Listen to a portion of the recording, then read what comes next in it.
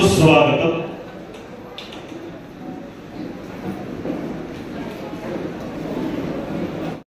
आपण दिव्यांगांचं साहित्य वाटपाचे शिबिर मागच्या वर्षी घेतलं होतं सप्टेंबरमध्ये। ते साहित्याचं आता आपण माननीय मंत्री महोदय सन्माननीय मुख्य साहेबांच्या हस्ते आपण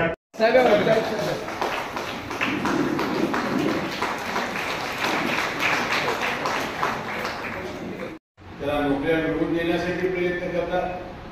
जिल्हा परिषद महानगरपालिका नगरपालिकेमधून 5% अनुदान दिले जाते। त्या अनुदानातून साहित्य देणं, अनेकांची मागणी आली की साहेब आम्हाला साहित्य नको, आता आम्हाला रोख रक्कम द्या। ती रोख रक्कम देण्याचा प्रयत्न करत एक ना एक अशा अनेक योजना म्हणजे या 30-35 वर्षाच्या काळामध्ये या दिव्यांगाचा एक भाऊ म्हणून, त्याचा पालक म्हणून करण्याचा प्रयत्न अविरत करत आला आहे। आणि म्हणून आजच्या या कार्यक्रमामध्ये आज प्रशासनाचे मी मनपूर्वक आभार मानतो, विशेषतः गट विकास अधिकारी त्यांचे सर्व सहकार्यांचं की त्यांनी एक अतिशय चांगला कार्यक्रम घेतला आणि माझ्या मित्रांची 100% यामध्ये पास झालेले आहेत। तर 100% अशा कार्यक्रमामुळं समाजामध्ये अशा लोकांच्या प्रती आपल्या भावना समजतात, त्यांचे किती हाल होतात हे अनुभवायला येतात, त्यांना एक आपण मदत करतोय ही भावना तयार होते। आणि म्हणून आपलं एक दायित्व आहे की अशा लोकांच्या मागं इमारतीत तो उभं राहणं आणि त्याला दिलासा देण्याचं काम आपण या पुढच्या काळात सतत करत राहू, एवढा विश्वास मी या निमित्ताने देतो।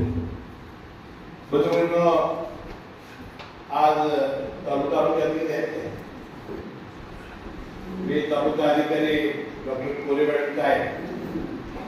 वास्तविक त्यांनी उपकेंद्राच्या माध्यमातून आणि प्राथमिक आरोग्य केंद्राच्या माध्यमातून आपण ग्रामसेवकांना सुद्धा व्यवसायिक कामाला होते।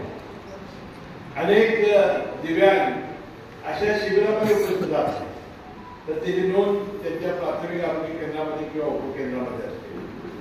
गावात आशा वर्कर्स, अंगणवाडी सेविका, मदतनीस यांचंही सहकार्य घेतलं पाहिजे।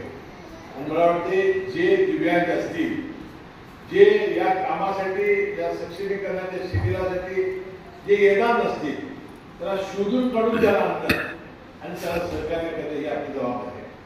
म्हणून येणाऱ्या या काळामध्ये या गडिंग्लज तालुक्यामध्ये एकही दिव्यांग या साहित्याशिवाय राहणार नाही याची काळजी प्रशासनाने घ्यावी। यासाठी सरकारकडनं येईल नसेल तर मी माझ्या फाउंडेशनच्या माध्यमातून आता आपण उपकरण देण्याचा एक पुन्हा एक प्रयोग आपण कार्यक्रम करू। एका चांगल्या कार्यक्रमाला बोलावल्याबद्दल मनपूर्वक आभार। आज प्रातिनिधिक स्वरूपात हे साहित्य वाटप केलं जाणार आहे।